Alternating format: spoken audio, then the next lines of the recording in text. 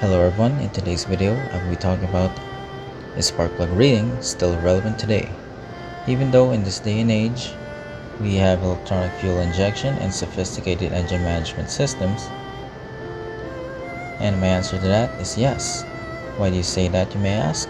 Well, I do suppose that you guys already know that spark plug reading was very relevant back in the days when EFI and sophisticated engine management systems were not yet invented, and carburetors were still the main choice for fuel injection. Now going back to my answer, and yes, electronic fuel injection should be more consistent and accurate than spark plug reading. But spark plug reading still has its place by using this technique as a sanity check, if you will, in backing up what you saw on the dyno or data log in the ECU. In addition, you can use what you saw in the coloration on a set of plugs in checking if you have a fuel distribution issue. By that, what I meant was, let's say as an example, if cylinder 1 spark plug has a brown color and cylinder 3 has a dry dark color to the ceramic insulator and the base of the spark plug, then it would indicate that cylinder 3 is running rich while cylinder 1 is running optimally. And if there's little to no coloration, then that would indicate that one or more cylinders is running lean.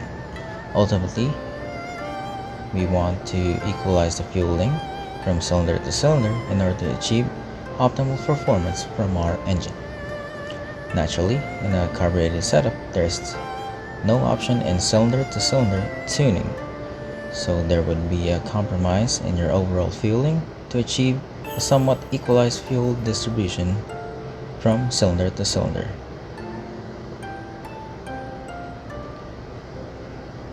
Moving forward, I would like to share my go-to checks and what I look for in a spark plug to ensure that I have the correct spark plug, as well as checking for fueling and timing as well.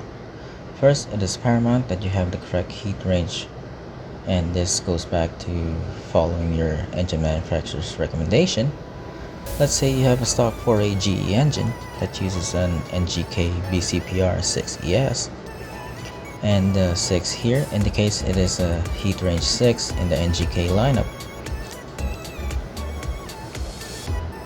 And as we go higher in number in the NGK lineup, the colder the spark plug heat range would be, and vice versa.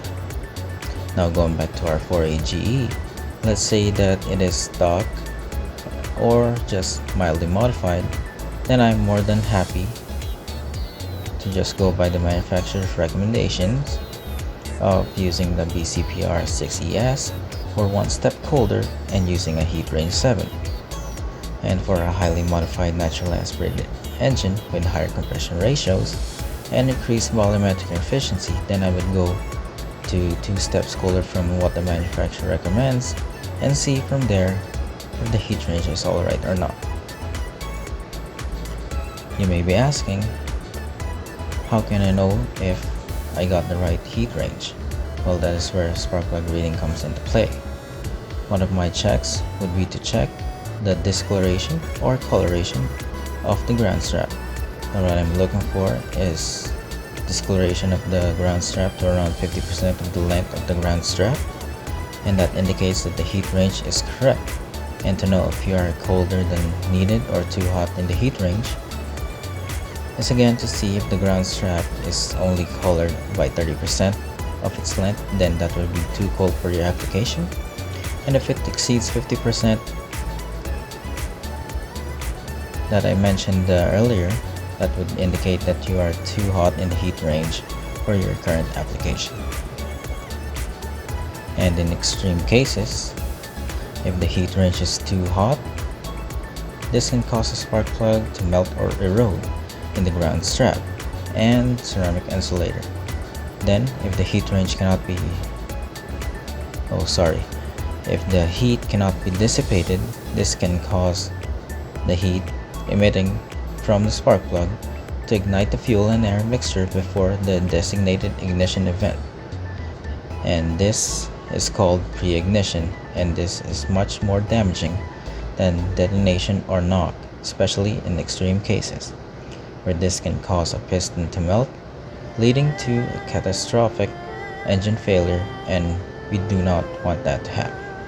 Conversely, if the spark plug is too cold of a heat range wise, then this can cause the spark plug to foul over time and also cause difficulty when starting the engine. Next would be to check if the spark plug is damaged in any way, especially in the ceramic insulator is damaged or cracked. If this falls in the engine while it is running, especially when left unchecked when you were checking the spark plugs to get a read on the fueling, then this can damage the engine severely if it falls in during operation. Now, the last one that I would like to check is if there are any specks of aluminum on the ceramic insulator upon close inspection using a magnifying glass.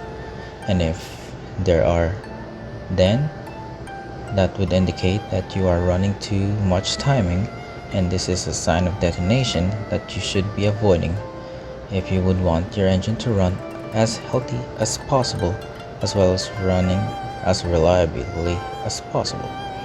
This is because detonation can cause piston damage in severe cases and will also put undue stress on the connecting rods and rod bearings, causing a piston to shoot outside of the block or cause a spun bearing issue and unrecoverable damage to the crankshaft. Oh, and one more last thing is that the spark plug gap. And if the plug gap is too wide, especially during wide open throttle, then this can cause the engine to misfire. And personally, I am very comfortable running around 0.5 millimeters for the plug gap on a competition engine, but if it is for road use, then I would probably be okay with 0.6 to 0.7 millimeters for the plug gap. And going tighter than that, from 0.5 millimeters in my own experience, will more than likely to cause a misfire rather than result in a loss of power. A plug that is too hot of a heat range can also cause a misfire. Misfires can also be caused by an ignition system that is not that powerful enough for your needs or desired power level. But that is a discussion for another day. It is also worth noting that to get the best possible results from spark plug reading, you would need a new set of plugs, because if you are using a used set, this would skew your results. And also, it is best practice to shut off the engine after a pull to get a good read on your fueling and timing during high RPM, because if you let it idle to the pits, for example, before you read them, then you would skew your results and see what happened as the engine idled back to the pits, or if you did this on the street at the side of the road. It's also recommended to use a new set of plugs when you would want to read them. Again, because as I said earlier, this can skew your results and end up in you seeing a different coloration than you would have otherwise have seen if you started again with a new set of spark plugs. In conclusion, I would safely say that spark plug reading is still relevant even after the introduction of electronic fuel injection, as some things can still be learned in order to optimize your tune. Thank you for watching, and if you liked the video, please do leave a like, comment, and subscribe. And if you would like to support the channel, links would be down in the description box below. What do you guys think of spark plug reading? Please do tell me down in the comments.